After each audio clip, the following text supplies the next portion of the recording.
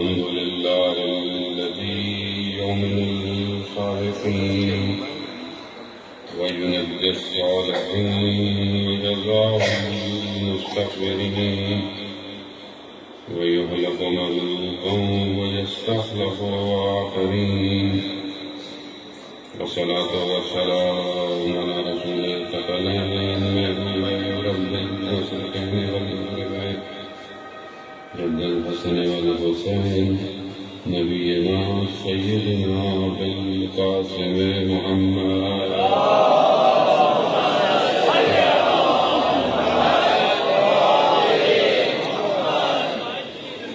وعلى الطيبين الطاهرين المعصومين لا سيما بقية الله الأرضين وأرواحنا لتراب مقسم الفداء ولعنة الله على أعدائهم أجمعين. بسم الله الرحمن الرحيم. رب اشرح لي صدري ويسر لي أمري واحلل عقدة من لساني يفقهوا قولي. أما بعد فقد قال الله تبارك وتعالى في كتابه الحكيم والقرآن المجيد وما خلقت الجن والإنس إلا ليعبدون. صلوات الله.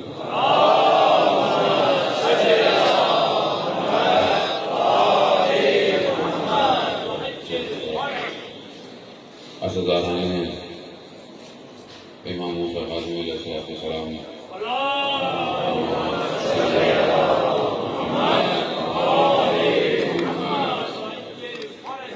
سب سے پہلے وقت کے امام کی خدمت میں تصویر درج کرتے ہیں اور آپ سب کی خدمت میں شب شہادت باب الحوائج ہے.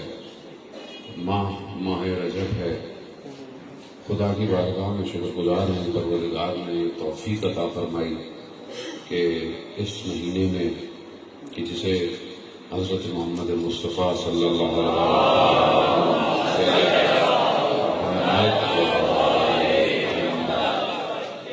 رسول خدا ارشاد فرماتے ہیں کہ رجب خدا کا مہینہ ہے اور شعبان میرا مہینہ ہے اور رمضان جو ہے وہ امت کا مہینہ ہے. تو یوں تو ہر چیز خدا کی ہے، ہر چیز خدا کی ہے، ہر مخلوق خدا کی ہے، ہر جگہ خدا کی ہے، ہر زمانہ خدا نے خلق کیا ہے. خالق وہی ہے تو اسی کی چیز ہے. لیکن جب وہ کسی چیز کو مختص کر دے، خصوصی بنا دے، تو پوری زمین اس کی ہے لیکن مکہ کو اس نے اپنا گھر بنا لیا تو اس کی اہمیت بڑھ جاتی ہے. اب وہ ایک الگ بات ہے اس میں پیدا کون ہوا تھا، اہمیت بڑھ جاتی ہے. اسی طرح خدا نے زمانے کو مختص بنا کر رجب کو اپنا مہینہ قرار دیا. رجب کی بہرحال خصوصیتیں ہیں کیونکہ بہرحال چند دن رہ گئے ہیں، لیکن جو چند دن رہ گئے ہیں ہم کوشش کریں کہ ان تھوڑے سے دنوں میں ماہ رجب کی ان فضیلتوں کو سمیٹ لیں. ماہ رجب میں جو خصوصیت ہے وہ یہ ہے کہ دعا جو اس مہینے میں پڑھی جاتی ہے اس میں ہم کہتے ہیں کہ بابوں کا مفتوح للراغبین، کہ پروردگار تیرا در رغبت کرنے والوں کے لیے کھلا ہوا ہے. در اس کا کھلا ہوا ہے. اب رغبت کس کی طرف، کس کی رغبت کرے اس مہینے میں؟ یعنی لیلۃ الرغائب کی رات گزری جو پہلی جمعرات ہوتی ہے ماہ رجب میں اس کو کہتے ہیں لیلۃ الرغائب. یقیناً آپ نے اس کے اعمال انجام دیے ہوں گے. تھوڑے سے لمبے اعمال ہوتے ہیں، 12 رکعت نماز ہوتی ہے مغرب اور عشاء کے درمیان، لیکن نماز کی بڑی اہمیت ہے. رسول خدا سے روایت ہے کہ جو اس نماز کو ادا کرے گا یہ نماز قبر میں ایک خوبصورت نور بن کے آئے گی. تو یہ لیلۃ الرغائب یعنی کیا؟ یعنی آرزو والی رات. تو بابوں کا مفتوح للراغبین، تیرا در آرزو کرنے والوں کے لیے کھلا ہوا ہے. اب آرزو کیا ہو؟ دنیا کی آرزو کروں، زمین کی آرزو کروں، گاڑی کی آرزو کروں، کس کی آرزو کروں؟ تو علماء بیان کرتے ہیں کہ 2 آرزویں سب سے بہترین ہیں. ایک مالک کی آرزو کرو اور ایک اس کی حجت کی آرزو کرو. اس سے بہترین آرزو کوئی ہے نہیں. جب خدا تمہیں مل جائے، اسے امام حسین علیہ السلام کو عرفہ میں ارشاد فرماتے ہیں نا، کیا پروردگار جس نے تجھے پا لیا اس نے کیا کھویا، اور جس نے تجھے کھو دیا اس نے کیا پایا. اب جس کی آرزو پروردگار ہو تو کائنات تو اس کی ویسی ہو جائے گی، اور جو اپنے وقت کی حجت کی آرزو کرے وہی اصل معرفت ہے. عزیزان محترم، آپ بہت اچھے ہوں، بہت پرہیزگار ہوں، عبادت گزار ہوں، عزادار ہوں، سب کچھ ہو کے جو آپ ماشاءاللہ ہیں، لیکن اگر اپنے وقت کے امام کی آرزو نہیں کرے تو پھر آپ زیارت میں پڑھتے رہے یا لیتنی کنتو معاکم فافوز و فوزا عظیما، کہ کاش مولا آپ کے ساتھ ہوتے کربلا میں تو کامیاب ہو جاتے. تو آواز آئے گی کاش کیوں کہتے ہو، ہمارا فرزند تمہارے درمیان میں ہے،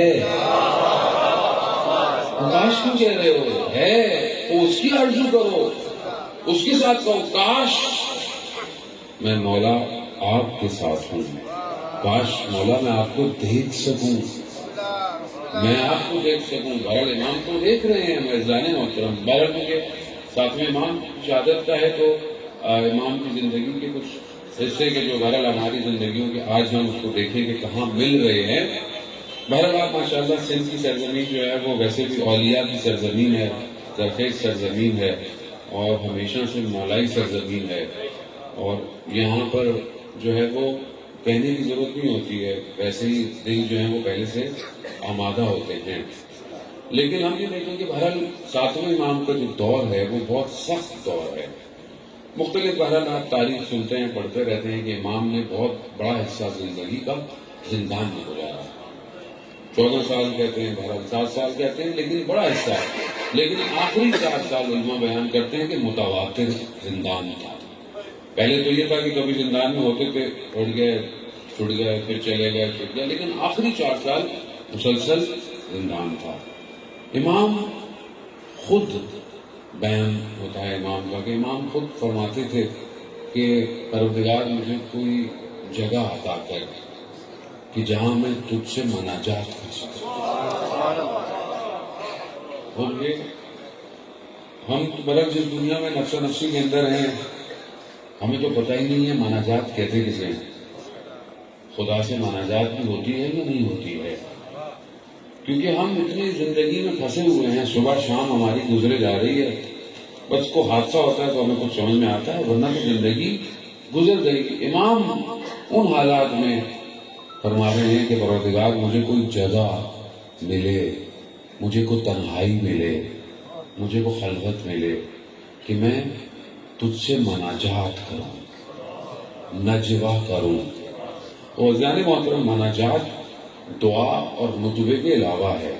مناجات کے معنی سرگوشی کے ہیں، یعنی کان میں آہستہ بات کرنے کے، یعنی اس کا مطلب ہے جس سے آپ مناجات کر رہے ہیں وہ آپ کے بہت قریب ہے، بہت قریب ہے. میں بہرحال معذرت چاہتا ہوں، پہلے ہی بتا دوں آپ کو، کیونکہ میں روایتی مجلس پڑھتا نہیں ہوں، مطلب یہ میرے ساتھ مسئلہ ہے، تو لوگوں کو ہو سکتا ہے اللہم صلی علی محمد، کیونکہ بہرحال بہت سی جو چیزیں ہوتی ہیں وہ ظاہر میں نظر آئیں، لیکن باطن سے مولائی بننے کے لیے اپنے وجود کو امامت میں ذوب کرنا پڑتا ہے. ظاہر ہو سکتا ہے کوئی آپ کو دکھائے، یوں کرے کہ میں یوں ہوں، ایسا ہوں، ٹھیک ہے، اچھی بات ہے، بری بات نہیں ہے، لیکن جب تک باطن ذوب نہیں ہوگا، جب تک جذب نہیں ہوگا، جب تک نہیں سمجھ میں آئے گا کہ پیچھے میں کمال کون ہے، سلمان کون ہے، مقداد کون ہے. وہ اتنے سارے لوگ کی تاریخ ہزاروں لاکھوں سے بھری ہوئی ہے کہ چند نام ہی کیوں یاد ہے. کیوں؟ کیونکہ یہ ظاہری مولائی نہیں تھے، یہ اپنے وجود سے مولائی تھے. تو ظاہر ہے وجود سے مولائی ہونے کے لیے تو وہی کرنا پڑے گا جو امام کرتے تھے. اب امام کیا کہہ رہے ہیں؟ پروردگار مجھے خلوت عطا کر کہ میں تیری مناجات کروں. مناجات؟ اور کتنی مناجات ہیں؟ ہمیں تھوڑا بہت تو پتا ہونا چاہیے کتنی مناجات ہیں. جو مشہور مناجات ہے، جو سب سے مشہور مناجات ہے وہ ہے مناجات امیر المومنین، اور وہ مسجد کوفہ میں پڑھی جاتی ہے، لیکن ضروری نہیں ہے آپ مسجد کوفہ پڑھیں، آپ کبھی پڑھ سکتے ہیں۔ اب اس مناجات میں کیا ہوتا ہے کہ انسان خلوت تنہائی لیتا ہے اور اس سے باتیں کرتا ہے، اور جو وہ بات کر رہا ہوتا ہے اس کے الفاظ سے پتہ چلتا ہے کہ جس سے بات کر رہا ہے وہ کون ہے۔ اگر انہوں نے مناجات نہ کی ہوتی نہیں پتہ چلتا خدا کیا ہے، نہیں پتہ چلتا، کیسے پتہ چلے گا؟ کہ کوئی اس کی معرفت رکھے گا تو بتائے گا۔ مناجات کیا ہے امیر المومنین کی؟ اللہم انی اسألک، کہ پروردگار میں تجھ سے سوال کرتا ہوں، کس کا؟ یوم لا ینفع، اس دن کا جس دن کوئی چیز فائدہ نہیں دے گی۔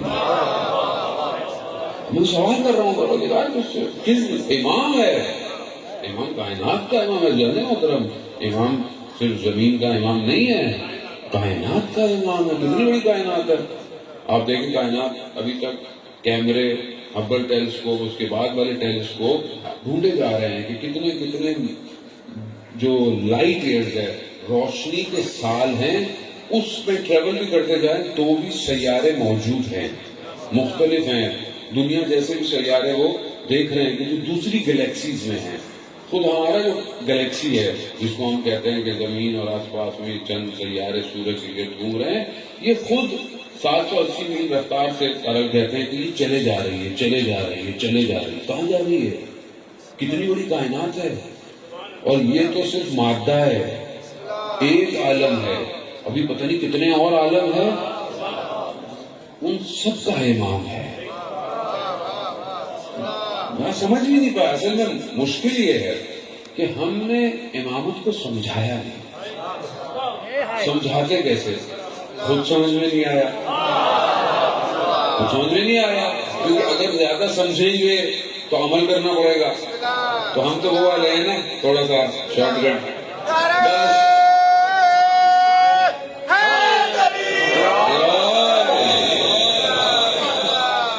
ہم نے تو بڑا، لیکن وہ تو ان کا کرم ہے کہ وہ ہمیں کہیں سے بھی کہیں لے جائیں، لیکن صحیح شیعہ تو بننا پڑے گا نا، اجزانا محترم۔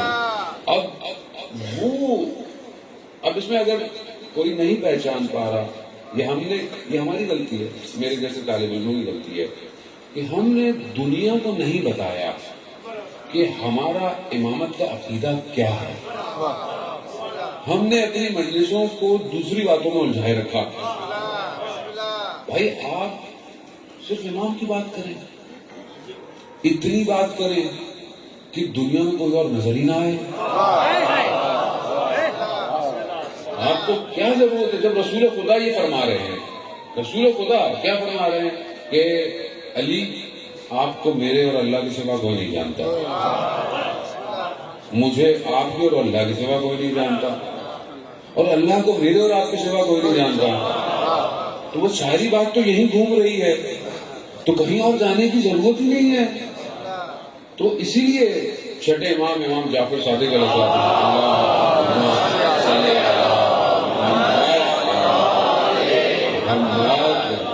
امام فرماتے ہیں کہ اپنی محفلوں کو، اپنی مجلسوں کو ہمارے ذکر سے زینت بخشو، یہ ہمارے ذکر کرو، اور جو انہوں نے ذکر کیا وہ بتاؤ۔ عزیزان محترم، یہاں ہم سمجھنے کی کوشش کریں، ہمارے وقت بیان میں اتنی گنجائش نہیں ہے، انشاءاللہ تو خدا توفیق دے گا۔ مولا کائنات کا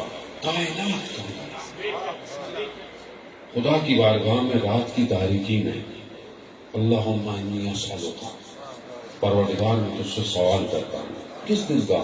اس دن جس دن کوئی چیز نفع نہیں دے گی، فائدہ نہیں دے گی سوائے قلب سلیم کے، ایک سالم قلب کے، ایک ایسا قلب کہ جو سالم ہو، سوائے اس کے کوئی چیز فائدہ نہیں دے گی۔ مولا فرماتے ہیں کہ اس دن مجرم اپنے چہروں سے پہچانے جائیں گے۔ کہاں جائیں گا انسان؟ یہاں چھپا لیں آپ، یہاں آپ اچھے کپڑے پہن لیں، خوشبو لگا لیں، کچھ بھی کر لیں، وہاں نہیں کریں گے. وہاں انسان کے اعضاء یعنی انسان کے جو بدن کے حصے ہیں خود جاسوسی کریں گے، خود بتائیں گے یہ ہاتھ کہاں اٹھا، یہ نگاہیں کہاں اٹھی، یہ زبان کہاں اٹھی. آپ روکیں گے اس کو؟ کیوں روکو؟ آپ روک ہی نہیں سکتے. کیوں؟ کیونکہ اس دن مالک وہ ہے. آج بھی وہ مالک ہے لیکن اس نے اختیار دیا ہوا ہے مجھے آپ کو. اس دن مالک یوم الدین ہے، اس دن اسی کی حکومت ہے، وہی سلطان ہے، وہی سب کچھ ہے. وہاں امام فرما رہے ہیں پروردگار اس دن میں تیری امان چاہتا ہوں. ایمان ہے، سمجھنے کی کوشش کر رہے ہیں. ہم نہ ایمان کو سمجھ پائے نہ خدا کو سمجھ پائے، اور یہ گھومے جا رہے ہیں. جانور تو نجات نہیں ملے گی جب تک امام کی معرفت حاصل نہ ہو. اور یہ آئمہ کے دور کے اندر سے ظاہر جنہوں نے امام کو پہچانا، پھر انہیں دنیا کا خوف نہیں تھا، نہ دنیا کے سرداروں کا خوف تھا، کسی چیز کا خوف نہیں ہے. کیونکہ وہ جانتے تھے کہ جو امام تک پہنچ جائے، اب چاہے اس کے بدن کے ٹکڑے بھی ہو جائیں تو مرتا تھوڑی ہے کوئی. وہ تو قرآن کہتا ہے بل احیاء، یہ تو زندہ ہے. عزیزان محترم، یہ مناجات ہے، بغیر مناجات قرآن کی انشاءاللہ مخاطب جناح میں آپ جائیں مسجد کوفہ کے اعمال میں، اس کو کھولیں، اس مناجات کو پڑھیں. کم از کم مولائی کو زندگی میں ایک دفعہ تو یہ مناجات پڑھنی چاہیے، ایک دفعہ تو پڑھنی چاہیے. وہ مولائی ہوں تو مولائی تو وہی کرے گا جو مولا کرتے تھے. تو اس مناجات کو کم از کم ایک دفعہ پڑھیں. مولا فرماتے ہیں مولائی یا مولا انت المولا وانا العبد وهل يرحم العبد الا المولا، کہ پروردگار تو میرا مولا ہے، میں تیرا بندہ ہوں. کیا تو رحم نہیں کرے گا اپنے بندے پہ جب تک تو مولا ہے؟ مولا یا مولا انت الرازق انا المرزوق وهل يرحم المرزوق الا الرازق، کہ پروردگار تو رازق ہے، میں مرزوق ہوں، میں رزق لینے والا ہوں، مگر کیا تو رحم نہیں کرے گا اپنے مرزوق پر جب کہ تو رازق ہے؟ مولا یا مولا انت العزیز. چلتے جائیں، دعا پڑھتے جائیں، جو لطف آئے گا آپ کو انشاءاللہ دعائیں دیں گے آپ لوگ. جانے محترم مولا کو پہچانے. یہی 6-7ویں امام کہتے ہیں پروردگار مجھے خلوت دے، تنہائی دے، میں تجھ سے مناجات کروں. اس مناجات کے لیے امام کو خلوت ملے. جانے محترم زمانہ پورا شور، امام کا زمانہ، ہر آئمہ کے دور میں مختلف مشکلات ہیں، لیکن اس دور میں جو امام نے دیکھا اس میں جو سب سے بڑی مشکلات علماء بیان کرتے ہیں وہ یہ تھی کہ حکمراں تھے، جو حاکم طبقہ تھا وہ عیاش طبقہ تھا. شراب کی محفلیں، رقص کی محفلیں معروف تھی. خود بیان نہیں ہوتا ہے کہ ایک جگہ امام کو زندان کیے گئے گھر کے اندر بغداد میں، تو اور کسی خراب جگہ پہ تھے. وہ زندان والا امام سے محبت تھا تو اس نے امام کو تھوڑی بہتر جگہ پہ لے آیا، گھر میں لے آیا، لیکن برابر میں گانوں کی آوازیں آتی تھی. امام نے اسے بلایا اس سے بہتر تھا مجھے تو اسی جگہ لے جا. کیوں؟ کیونکہ حرام میرے کانوں میں آ رہا ہے. اب غیر ساتویں امام کا دور ایسا ہی ہے جانے محترم، سب عیاش تھے، حکمران سارے ایسے ہی تھے. جاتے تھے درس اخلاق میں فضیل کے، بشر حافی کے، کہ جو خود امام کے شاگردوں میں سے تھے، جاتے تھے. مگر مشکل یہ تھی آج ہم جس دور کے اندر ہیں، آج کیا ہے؟ آج حکمران کیسے ہیں؟ آج محافل، پہلے تو کسی ایک جگہ پہ برائی ہوتی تھی، اب تو برائی پھیل گئی ہے. اب تو گھروں میں سے گانوں کی آوازیں آتی ہیں، وہ بھی کیونکہ اب برائی نہیں رہی، عام ہو گئی ہے. انسان کے ہاتھ میں موبائل آ گیا ہے، اس میں ہر چیز ہے. پہلے انسان خدا نہ خواستہ وہ غلط کام کرتا تھا تو کئی دفعہ سوچتا تھا، کچھ چیزیں مہیا نہیں تھی. ابھی تو گاؤں دیہات ہو، شہر ہو، ہر جگہ ہو، موبائل ہاتھ میں آ گیا، سب کچھ کھلا ہوا ہے، ایک ٹچ کرے زندگی برباد. یعنی کہاں عذاب ہے، اتنا سخت دور آ گیا. انسان کی ٹیلی فون کی، موبائل کی بیل بج رہی ہوتی تو گانا بج رہا ہوتا ہے. اب کسی کو فون کرو تو آپ کو بھی سننا پڑتا ہے، یعنی آپ خام کا بھی گناہ لے رہے ہیں. یعنی کون سا دور ہے؟ وہی سخت دور ہے. جانے مطلب میں بہت زیادہ آپ کو مطالب دینے کی نیت سے نہیں آیا، میں تو بس ذکر کرنے آیا ہوں، تھوڑا سا نوکری کرنے آیا۔ اس سخت دور میں کسی کی ضرورت ہے، مناجات کی ضرورت ہے، تنہائی کی ضرورت ہے، خلوت کی ضرورت ہے۔ آج جوان پوچھتا ہے میں گناہوں سے کیسے بچوں، کیسے بچیں؟ ظاہر ہے دنیا کے پاس تو کوئی فارمولہ نہیں ہے گناہ بچانے کا، دنیا کے پاس تو گناہ کرنے کا فارمولہ ہے۔ صرف امام بچا سکتا ہے، وہ جو آئمہ نے تعلیم دی ہے وہی ہے۔ ایک جوان جو ہے وہ ایک عالم دین بتاتے ہیں کہ میں مشہد مقدس جا رہا تھا، میں بس میں بیٹھا، میں نے دیکھا کہ میرے برابر میں ایک جوان بڑا ماڈرن کپڑے پہنا ہے بیٹھ گیا۔ میں نے کہا یہ پتہ نہیں کیسا سفر کٹے گا، نماز کا وقت ہوا تو دیکھا کہ بڑی اول وقت نماز پڑھ رہا اور کہا کہ نہیں میں پہلے میں پڑھ لوں گا، آپ تو رک جائیں۔ میں بڑا تعجب ہوا کہ حلیے سے تو ایسا نہیں لگتا کہ انسان، کیونکہ ہم لوگ بھی ظاہر دنیا میں لوگ ہیں نا کہ کتاب کو اس کے کور سے دیکھتے ہیں، کور کتنا اچھا ہے، کتاب میں اندر کچھ ہو ہی نہ ہو، تو ہم بھی ظاہر سے دیکھتے ہیں ظاہر میں کیسا ہے، اندر ہمیں ویسے بھی نظر نہیں آتا، اندر سے دیکھیں کہ ہم آیت اللہ بہجت تھوڑی ہے کہ اندر سے نظر آئے گا۔ خیر وہ اب انہوں نے اس سے باتیں شروع کی کہ بھائی ماجرا کیا ہے، ظاہراً تمہارا اولیاء ویسا ہے لیکن تم نماز ایسی پابندی اور، تو اس نے بتایا کہ میں جب باہر تھا فرانس میں پڑھنے گیا تھا کچھ سال ڈگری حاصل کرنے، میں بڑا نماز کا پابند تھا پہلے، لیکن جب اس ماحول میں گیا تو آہستہ آہستہ وہ ماحول ہی ایسا ہے، آہستہ آہستہ نماز کم ہو گئی، چھوٹ گئی، توجہ نہیں دی۔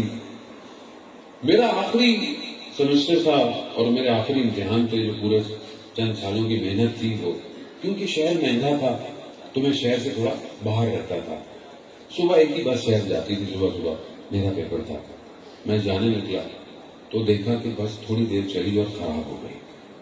اب خراب ہوئی تو اور بھی لوگوں کو جلدی تھی تو ہائی وے روڈ پہ آ کے کھڑے ہو گئے، تو دیکھا کوئی سواری نہیں ہے، کوئی گاڑی نہیں ہے، کوئی جا نہیں رہا۔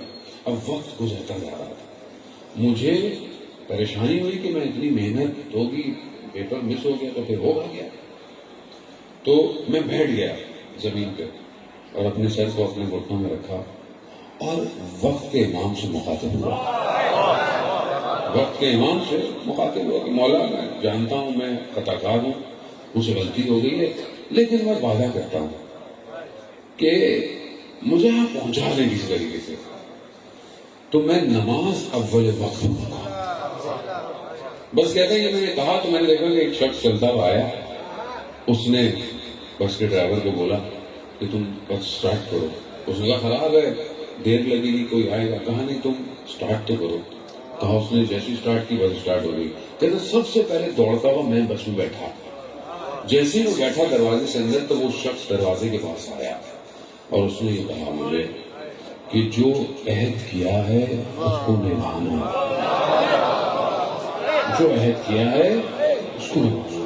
کہا میرا بدن خشک ہو گیا کہ یہ جو میں نے امام سے گفتگو کی تھی اسے کیسے پتا چلا، جب تک میں پہچانتا کہ یہ امام ہے وہ چاہ چکا تھا۔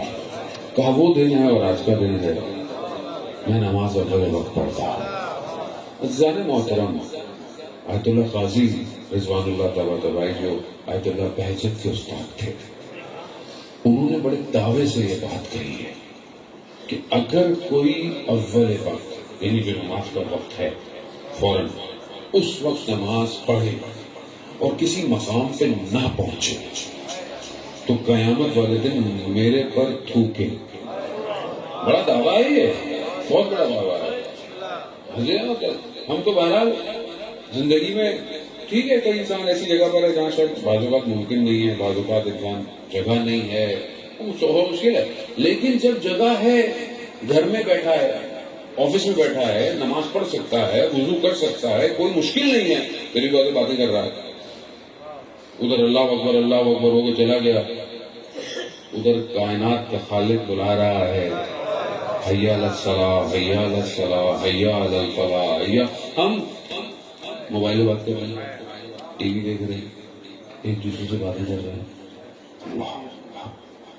نہیں پہچان نہیں ہے کون ہے، یہاں جب اذان ہوتی تھی تو رسول خدا کے چہرے کا رنگ بدل جاتا ہے. کیوں؟ خالق بلا رہا ہے. خالق پہچانا نہیں ہے.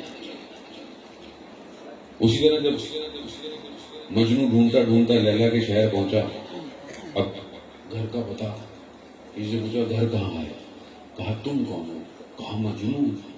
کہا مجنو ہوتے ہوئے لیلا کے گھر کا پتا نہیں پوچھنا چاہیے تھا. مجنو کو تو خوشبو سے پتا چلتا ہے کہ لیلا کہاں رہتی ہے. جب پہنچا دروازے پر تو دروازہ کھٹکھٹایا. اندر سے آواز آئی، کون؟ کہا میں. کہا ابھی تک میں ہی. تو بلے شاہ کہتے ہیں نا کہ میں نہیں، تو ہوئے. یہ ختم ہوگا تو کچھ ہوگا. یہاں انسان اپنی زندگی میں اتنا پھنسا ہوا ہے. مسجد میں بہت اچھا ہے، امام بارگاہ میں بہت اچھا ہے، محلے میں بھی اچھا ہے، گھر جائے گا کیسا ہے؟ وہاں اکڑ ہے انسان کے اندر، وہاں انا پرستی ہے، بہن بھائیوں کے ساتھ، ماں باپ کے ساتھ، اولاد کے ساتھ. آیت اللہ حسن زادہ عاملی کے لیے بیان ہوتا ہے کہ بہت بڑے عالم دین ہیں، ابھی بھی موجود ہیں، اگر مریض ہیں بولا ان کو شفا کاملہ عطا فرمائے. علم نجوم، علم ریاضیات، سارے علوم. کہتے ہیں کہ میں گرمیوں میں کم گرم ہوتا تھا، شمال چلے جاتے تھے، پڑھتے رہتے تھے. بچے بھی تھے گھر میں، بچے شور کرتے ہیں، کھیلتے ہیں. بچوں کو ڈانٹا. اب ان کا ڈانٹنا ہمارے ڈانٹنے میں بڑا فرق ہے، بہت فرق ہے. لیکن محسوس ہوا کہ گڑبڑ ہو گئی، کیونکہ عارف تھے، روح کو پہچانتے تھے. فوراً بسوں بیٹھے تبریز پہنچے اپنے استاد کے پاس. آیت اللہ حسن الہی طباطبائی جو علامہ طباطبائی کے بھائی تھے. جیسی دروازہ کھولا استاد نے پہلے ہی اندر آئے. کہا رات کو ہمارے استاد خواب میں آئے تھے. آیت اللہ قاضی کہا کہ کہہ رہے تھے کہ حسن زادے سے کہنا اس طرح امام زمانہ کا انتظار کر رہا ہے. یعنی کیا کیا تھا؟ بچے کو ڈانٹا تھا. ہم کیا کرتے ہیں؟ یہاں بہت اچھے ہیں، گھر میں اپنی وائف کے ساتھ، ماں باپ کے ساتھ. اخلاق کیسا ہے ہمارا؟ جانے محترم، یہ تو میں آپ کو نظر نہیں آ رہا نا، مجھے آپ نظر نہیں آتا، میرے پاس تو وہ علم نہیں ہے. لیکن اگر واقعا جو اہل دل ہوتے ہیں انہیں انسان نظر آتا ہے اندر کیسا ہے. اور اگر خود کو نظر آ جائے، انسان خود نظر آ جائے تو آپ یقین کریں انسان کو اپنے آپ سے نظر آ جائے کہ میں کیا کرتا ہوں پورا دن. یہ بہت ضروری ہے اللہ نے محترم. جب تک نفس پاک نہیں ہوگا امام تک نہیں پہنچ پائیں گے. کیوں نہیں پہنچ پائیں گے؟ کیوں؟ کیونکہ پروردگار نے قرآن میں کہا ہے انما، میں نے، یعنی بس اثر کر دیا، میں نے نجاست کو ان سے دور رکھا ہوا ہے. اب چاہے نجاست کوئی بھی ہو، عقیدتی ہو، روح کی ہو، بدن کی ہو، کوئی بھی ہو، آپ بغیر وضو کے آئمہ کے حرم نہیں جا سکتے. ہاں نہیں جا سکتے. آپ وضو ہونا چاہیے. تو طہارت تو کتنی بڑی بات ہوگی، وضو بھی ہونا چاہیے. حتیٰ ناموں کو ہاتھ نہیں لگا سکتے بغیر وضو کے. یہ نہیں کہا بولے میں نہا کے آ گیا ہوں، اچھے کپڑے پہنے، نہیں، ہاتھ لگانا ہے، وضو کرو. کیوں؟ کیونکہ خدا نے ہر چیز کو، نجاست کو ان سے دور رکھا.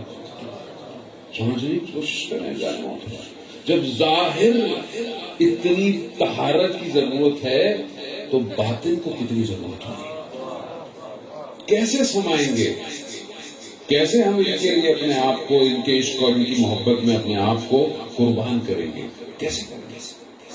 تو یہی ہے زانے محترم، آج کے دور کے اندر سخت ہے، آسان نہیں ہے، لیکن ان سے جڑنا ضروری ہے. در یہی ہے، دروازہ یہی ہے. یہی وہ دروازہ ہے جو مسجد نبی میں کھلتا تھا، باقی سارے بند تھے. اسی دروازے پر رسول خدا 6 مہینے تک السلام علیکم یا اہل بیت النبوہ وما کن الرسالہ ومختلف الملائکہ. زیارت جامع کبیرہ کی جملے ہیں. پروردگار یہی وہ گھر ہے نا، میرا سلام ہو کہ جو معدن الرسالہ ہے. مختلف الملائکہ یعنی ملائکہ کی آمد و رفت ہے. پہچاننے کی ضرورت ہے عزیزان محترم. ہر وقت بہت تیزی سے جو ہے وہ، کیونکہ محدود ہم بھی محدود میں رہ رہے ہیں، اور محدود زمانے میں لامحدود کا ذکر ویسے بھی نہیں کیا جا سکتا. لیکن ہم آگے کی طرف بڑھے عزیزان محترم، اپنے اخلاق کو، اپنے چیزوں کو مزین کریں. جب تک ایک شخص خود صحیح نہیں ہوگا اس کا گھر کیسے صحیح ہوگا؟ جب اس کا گھر صحیح ہوگا تو اس کا محلہ صحیح ہوگا، محلہ صحیح ہوگا تو شہر صحیح ہوگا. پھر آپ امام کو دعوت دیں کہ مولا آئیے، ہم نے شہر کو آپ کے لیے سجایا ہوا ہے. بھائی ظاہر ہے ہم چھوٹے سے ذاکر ہیں، ہم کہیں جاتے ہیں لوگ محبت کرتے ہیں کہ آئیے بیٹھیے. ہم کیوں ہیں؟ ہمارا عزت کیوں ہے؟ ہمارا احترام کیوں ہے؟ ان کی وجہ سے، انہی کے نام کی وجہ سے. آپ مجھے نہیں جانتے، میں آپ کو نہیں جانتا، صرف آپ جانتے ہیں کہ ہاں اہل بیت کا ذاکر ہے. اس ذکر کی وجہ سے پروردگار بلندی دیتا ہے. اسی لیے اپنے وجود میں ذکر کو لانے کے لیے وجود کو پاک کرنا پڑتا ہے، نفس کو پاک کرنا. اور یہ مناجات کر سکتی ہے، یہ تنہائی کر سکتی ہے. اپنے آپ کو وقت دے، اپنے آپ کو وقت دے. کوئی آپ کے لیے قبر روشن نہیں کرے گا، آپ کو اپنی قبر خود روشن کرنی ہے. اور اس روشنی کے لیے یہ دنیا کی لائٹیں کام نہیں آئیں گی. اس کے لیے ظاہر ہے عمل کام آئے گا، لیکن عمل بھی ولایت کے ساتھ.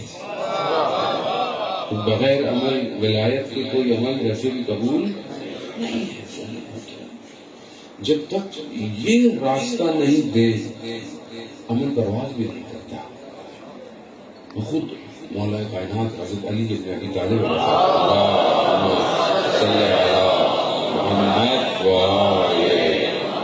خود امام ارشاد فرماتے ہیں کہ انسان جب دنیا میں جاتا ہے تو چند چیزیں ہیں اس کے ساتھ. پہلے اس کے دوست ہیں. دوست کہاں تک اس کا ساتھ دیتے ہیں؟ جب وہ مر جاتا ہے تو دوست سب سے پہلے پوچھتے ہیں جنازہ کتنے بجے ہے، بس جنازے پہ پہنچا دیں. دوسرے اس کے اولاد، اس کی بیوی، اس کے گھر والے، وہ کہاں تک ہوتے ہیں؟ وہ اس کو دفنانے تک ہوتے ہیں. کتنی جلدی کرتا ہے آدمی دفنانے میں؟ کبھی آپ نے محسوس کیا؟ جتنی جلدی دفناؤ. کیوں؟ بس جلدی جلدی سب ہو جائے. بس پلٹو، کوئی نہیں بیٹھتا. سبھی اولاد نہیں بیٹھتی قبر کے اوپر کہ رات کو باہر بیٹھ کے نہیں پڑھا جاتا. ابھی تو بس آج کل تو دنیا ظاہر سوئم چینوں اس میں لگا رہتا ہے، کھانا یہ پینا یہ. امام فرماتے ہیں مگر ایک چیز ایسی ہے جو قیامت تک تمہارے ساتھ رہے گی، اور وہ تمہارا عمل ہے. چاہے عمل تمہارا برا ہو یا اچھا ہو، یہ تمہارے ساتھ رہے گا، چھوڑے گا نہیں، چھوڑے گا. اور جانے محترم جس چیز میں ساتھ رہنا ہے وہ کہاں ہے؟ کس کے لیے؟ میں کوئی نیکی کر رہا ہوں، کس کے لیے کر رہا ہوں؟ دکھانے کے لیے، لوگوں کے اوپر روک ڈالنے کے لیے، یا خدا کے لیے؟ خدا کے لیے. یعنی خلوص کتنا ہے عبادت میں، کام میں. ہمارے یہاں ایک تو اس کا ایکو بند کر دیں تو وہ بڑی مہربانی ہوگی. صلوات بھیجتے محمد والے.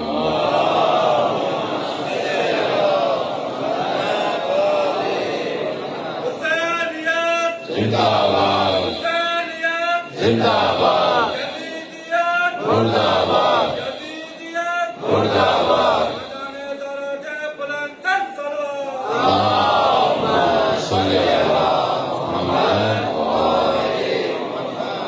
عزیزان محترم، انسان کرتا ہے کام. مثال کے طور پر آپ بڑا اچھا کام کریں، آپ نے بڑی اچھی مجلس کی، سب کیا، آپ پورا انتظام کریں، لیکن بعض اوقات انسان یہ مذہبی کام بھی بعض اوقات انسان دنیا کے لیے کر رہا ہوتا ہے. ہوتا ہے نا انسان، محسوس نہیں ہوتا انسان کو. اس انسان کے ذہن میں ہوتا ہے کہ یار میری مجلس اچھی ہونی چاہیے، میری نیاز اچھی ہونی چاہیے، بہترین ہونی چاہیے. لیکن بعض اوقات ذہن کے پیچھے یہ باتیں ہوتی ہیں. امام راضی ہوں یہ بہت تھوڑا ہوتا ہے. آج مجلس سے امام کتنا راضی ہوا، ہو سکتا ہے لوگ ناراض ہو جائے، ہو سکتا ہے، لیکن امام کتنا راضی ہوا. زبانی کی پوری کوشش ہوتی ہے کہ سب کچھ پورا پیکج ملے، پبلک بھی راضی رہے، مولانا بھی راضی رہے اور مولا بھی راضی رہے. اچھا یہ سب تو راضی نہیں ہو سکتے، یہ شخص ہے نا، یہ تو سب تو نہیں ہو سکتے. تو پرائرٹی کیا ہے، یعنی اولویت کیا ہے، یعنی سب سے زیادہ امپورٹنٹ کس کو راضی کرنا چاہیے انسان کو؟ مولا.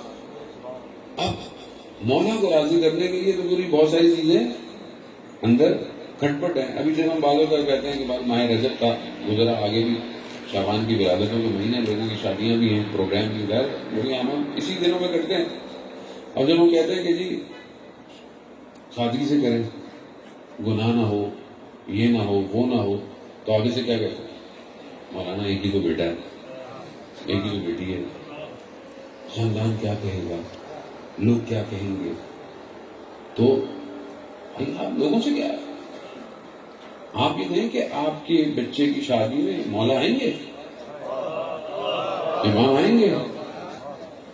نہیں، وہاں نہیں بلانا مولا کو، مسجد سے بلانا ہے. تو بھائی خوشیوں میں بھی تو بلاؤ مولا کو.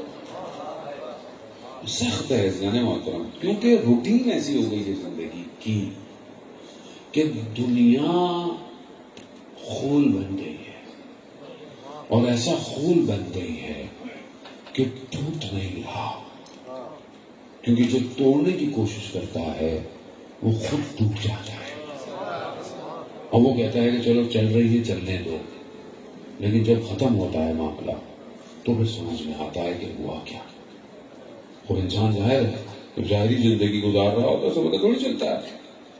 ایک شخص نے بھارت حضرت اسرائیل جو روح قبض کرتے ہیں، اس سے کسی بھائی کو واسطہ ہو گیا، کہا کہ جب میری روح قبض کرنے آنے لگے تو مجھے پہلے بتا دیجیے گا تاکہ میں معاملات سمیٹ لوں.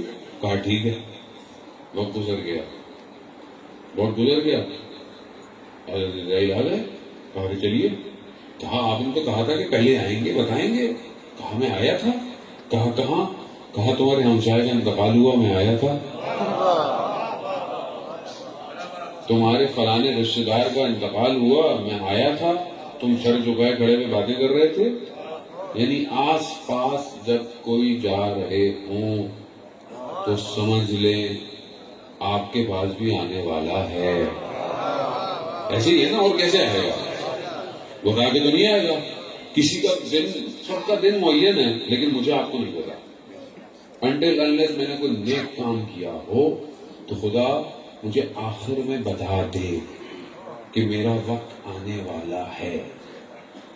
اولیاء خدا کو پتا چل جاتا ہے، یا شہداء کو پتا چل جاتا ہے کہ شہید قاسم سلیمانی کہ جب سیریا سے آخری پرواز پہ عراق جا رہا تھا تو جوانوں نے کہا کہ سردار حالات اچھے نہیں ہیں، مت جائیے. تو کیا کہا سردار نے؟ کہا میں ساری زندگی گلی گلی کوچا کوچا شہادت کو ڈھونڈتا رہا. تم مجھے کہہ رہے ہو کہ حالات اچھے نہیں ہیں. اللہ اکبر، کس تیاری کے ساتھ گیا. جہاز میں آپ وہ ویڈیو دیکھیں جو آخری نماز اسی جہاز میں پڑھ رہا ہے. کیا جانتا ہے؟ کیونکہ ساری زندگی امام کے لیے، امام کے لیے. یہ وہ لوگ ہیں زانی محترم کہ اگر یہ بغداد میں ہوتے نا تو 7واں امام زندان میں نہیں ہوتا. یہ معلوم ہے. یہ اگر مدینہ میں ہوتے نا تو دروازہ نہیں چلتا. انہوں نے دکھایا ہے، انہوں نے آج کے دور کے یزید اور شمر اور لائنوں کو، فرعونوں کو دکھایا ہے کہ بی بی زینب ایک دفعہ زندان گئی.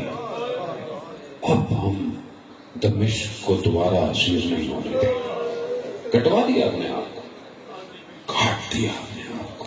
یہی تو کمال ہے، یہی تو عزیزان محترم، یہی تو ڈھونڈنا ہے. کہ شاید جب ہم تاریخ کی بات کرتے ہیں، جب ہم بات کرتے ہیں کہ جب خط کوفہ پہنچا، حبیب کو باز آیا، حبیب نے جب خط دیکھا نا تو حبیب کے وجود میں آگ لگ گئی، عشق کیا. کیوں؟ کہا کہ دوست ہے نا، قائمہ حسین کربلا پہنچ گئے تو کیسے پہنچتا، کیسے بیٹھتے. اٹھے، بازار کوفہ میں مسلم ابن حوصلہ سے ملاقات ہوئی. مسلم کہاں؟ کہا خزاف لینے آیا ہوں.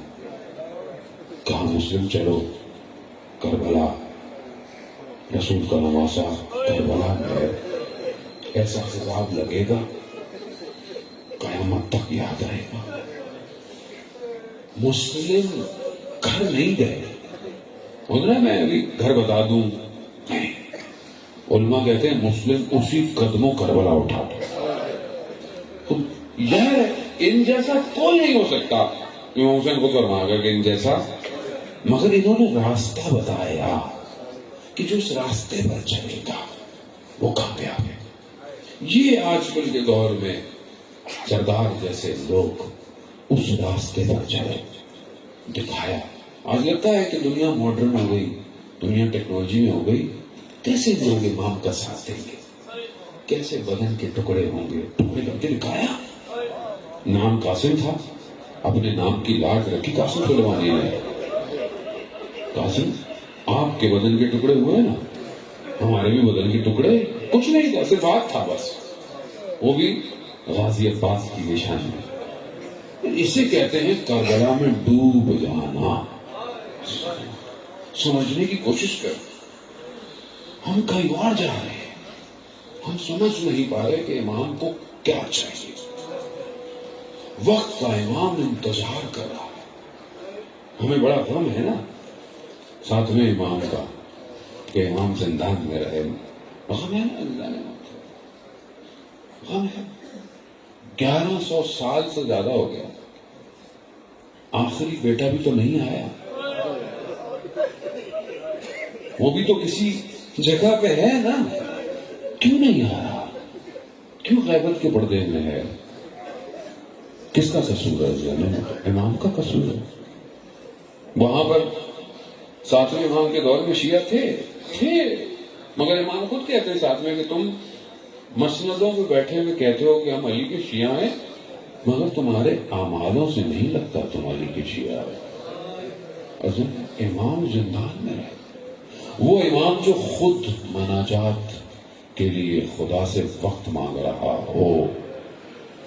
آخری زندان ایسا تھا کہ جب اس میں مولا گئے نہ کھڑے ہو سکتے تھے، نہ لیٹ سکتے تھے. نہ جانے کیسا زندان تھا کہ جہاں پر امام خود فرما رہے ہوں خلصنی، اے میرے پروردگار مجھے یہاں سے خارج. کسی نے تمنا نہیں کی موت کی سوائے 2 لوگوں کے. ایک سیدہ نے تمنا کی، اے پروردگار مجھے اٹھا لے. اللہ اکبر. کیوں؟ صبر علیہ، مجھے اتنی مصیبتیں پڑھی کہ اگر روزے رخصت پر پڑتی تاریکی میں بدل جاتے. وہاں بی بی کہہ رہی پروردگار مجھے اٹھا لے. دعا مستجاب ہو گئی. اور ایک ساتویں امام نے کہا پروردگار بس اب نہیں ہوتا مجھے تو یہاں سے خارج اٹھ. یہاں دادا محترم امام کے چاہنے والے تھے، آئے زندان سے کہا کہ ہمیں کسی طریقے سے، ہمیں کہا امام سے ملنا مشکل ہے. کہا پھر کہا ایک جگہ سے میں تمہیں دکھا دوں گا امام کو. کہا زندان میں سوراخ سے تھا، زندان نیچے کی طرف کھلا ہوا تھا. کہا انہوں نے سوراخ سے دیکھا تو انہیں کچھ نظر ہی نہیں آیا. کہا کہ امام کہاں ہے؟ کہا وہی ہے. کہا ہمیں تو کچھ نظر نہیں آ رہا. کہا غور سے دیکھو. کہا جب غور سے دیکھا تو صرف ایک کپڑا ہے جو نظر آ رہا ہے. زندان میں کیا ہوا مولا؟ کہا یہی امام ہے اتنا ضعیف ہو گیا ہے، پاؤں میں بیڑیاں ہیں، یہ آپس میں ٹکراتی ہیں. اتنے عرصے بندی رہی مقتل کہتا ہے کہ امام کے پاؤں میں قبول ہو گئے تھے. آپ تصور کریں جن کی بیٹیاں ہیں، خدا آپ کی بیٹیوں کو سلامت رکھے، کیونکہ میں بہرحال امام کی بیٹی کے پاس سے آیا ہوں تو ہو نہیں سکتا کہ ان کا ذکر نہ کروں. جب امام زندان میں ہے اور آخری وقت ہے نا، تو یہ امام کی بیٹی معصومہ کم یہ 10 سال کی ہے.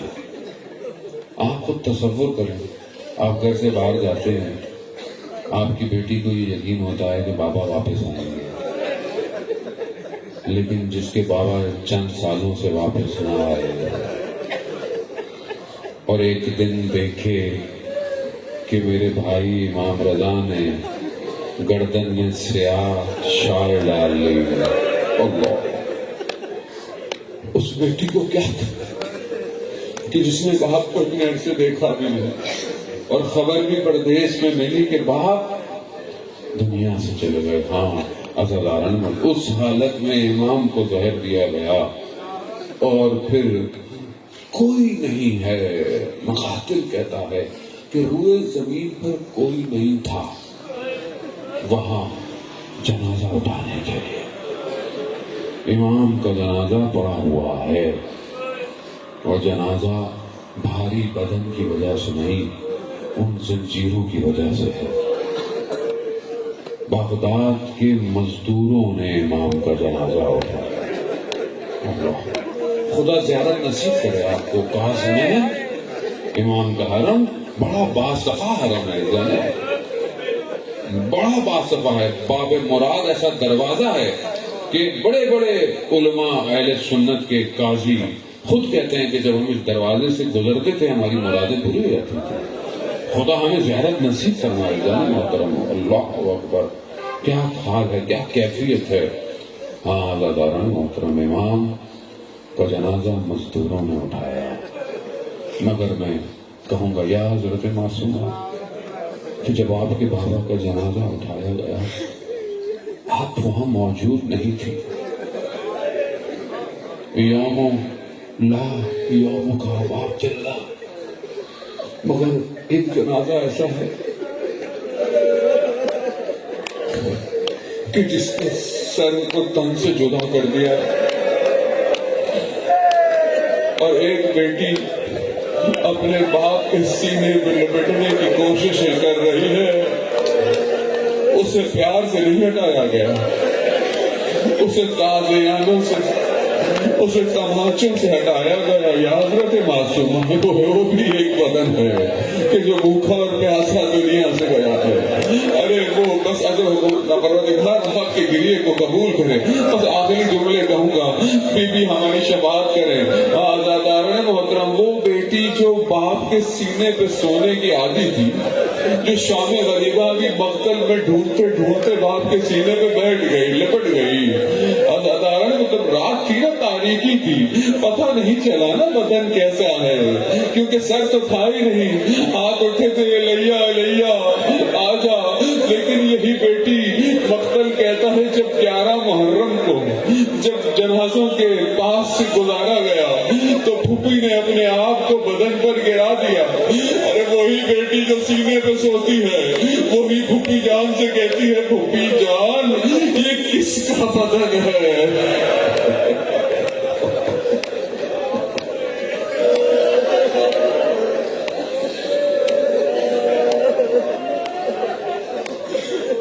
لعنت اللہ علی القوم الظالمین وسيعلم الذین ظلموا أي منقلب منقلبون.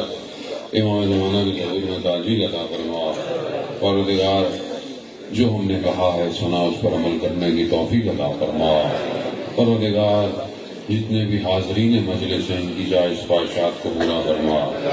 پروردگار جو مریض ہیں خاص طور پہ یہاں پر جو آپ کے جاننے والے، دنیا میں بہت سارے لوگ منظور نظر مریض ہیں، پروردگار جتنے بھی لوگ دعا کے لیے کہہ رہے ہیں، خاص طور پہ وبا اور بیماری کی وجہ سے جو لوگ مریض ہیں، پروردگار ان سب کو امام موسیٰ کاظم علیہ السلام کے صدقے شفا کاملہ اور عاجلہ عطا فرما۔